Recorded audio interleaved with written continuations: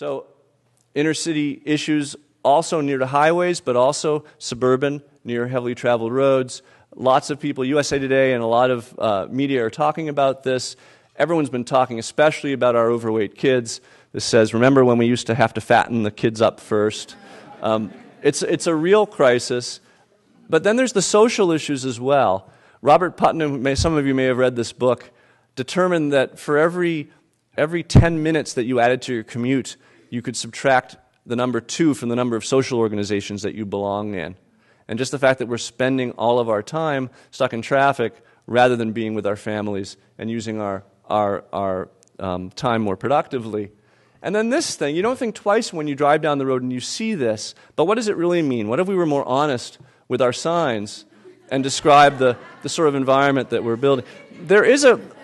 There is a cost to this, and Americans love, rich people love to be with other rich people, and we've always disassociated ourselves somewhat by class, but it's become incredibly precise, to the $30,000 amount, the way that we've organized our homes. It's not healthy. So this is a health issue. Driving is an issue that's related to health just as much as smoking and other things that we're doing.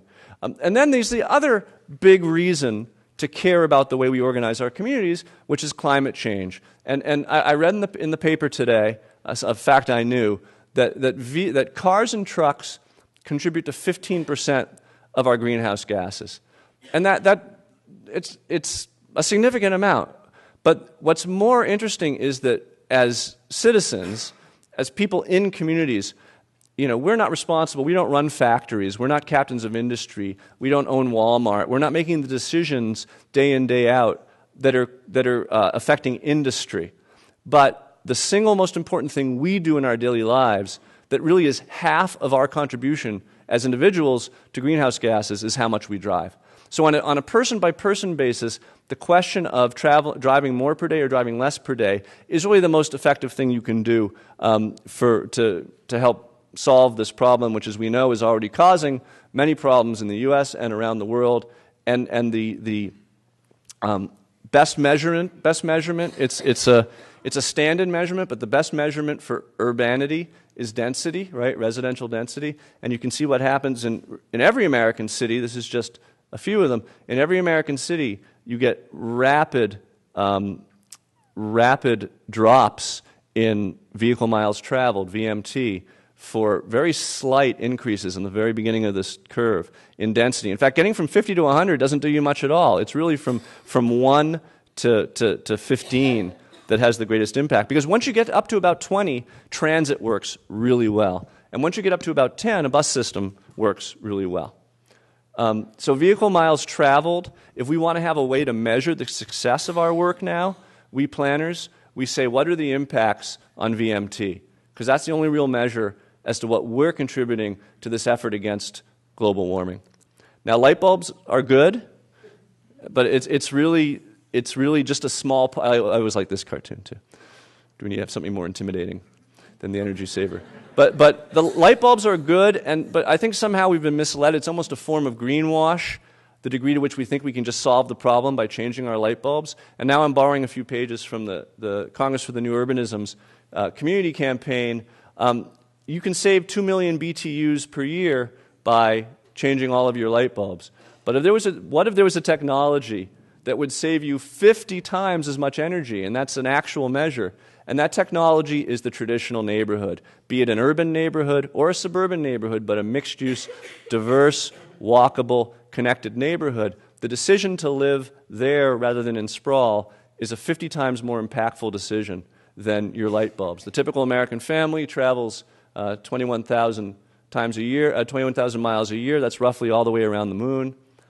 And we had some translation problems with the slides, but the bar chart here showed that the U.S. is second to, I think, Bahrain in the world in the amount of carbon per citizen. People in mixed-use neighborhoods drive a lot less. And this is really interesting. They used to do these charts in reverse, and they would say, what is the carbon generated per square mile? Then someone said, hey, that's not really very accurate. Let's look into carbon generated per person, because each of us is a person. And when you do that, you end up with, not even inner city Chicago, but inner suburb Chicago generating a quarter of the carbon of exurban Chicago. And you see that in every city, the choice to live closer in on transit. And then here's a new place that was built, and our firm worked on this. We analyzed it for the EPA. And this is Atlantic Station. It's in one of the most driving cities in America, right, Atlanta. And they said, we really hope that by building this mixed-use urban community in the middle of our city, we can reduce people's travel. And again, the bar chart's missing. But the typical Atlantan drives 34 miles per day, quite a bit. Atlanta in the 70s doubled its highway miles. And what they did by doing that was they doubled the average commute from 20 minutes to 40 minutes. That's what they accomplished. So now everyone drives 34 miles a day. I bet you with this project we can get it down to 25. And what they found, the people who live in the project, they drive 8 miles per day. So an amazing impact of one project in a sprawling city. So you know, because so many new Americans are coming, why don't we establish this neighborhood model as an alternative to sprawl that's at least illegal? Let's at least change our laws to allow for mixed-use neighborhoods as an alternative so that when the next big building boom comes, it follows that model. The model of the neighborhood, which I hope I've explained fully, is defined by being mixed-use, walkable, compact, and connected. And here's kind of where I usually end, but I wanted to talk, a few things I was asked to emphasize in this talk and bring out. Let me just look at the time. I'm okay. I just want to make clear that I'm not just talking about the inner city, that the neighborhood exists in villages that are quite rural. It exists in suburbs, particularly pre-World War II suburbs, and it exists in the city. So this is one form of neighborhood life. This is another form of neighborhood life.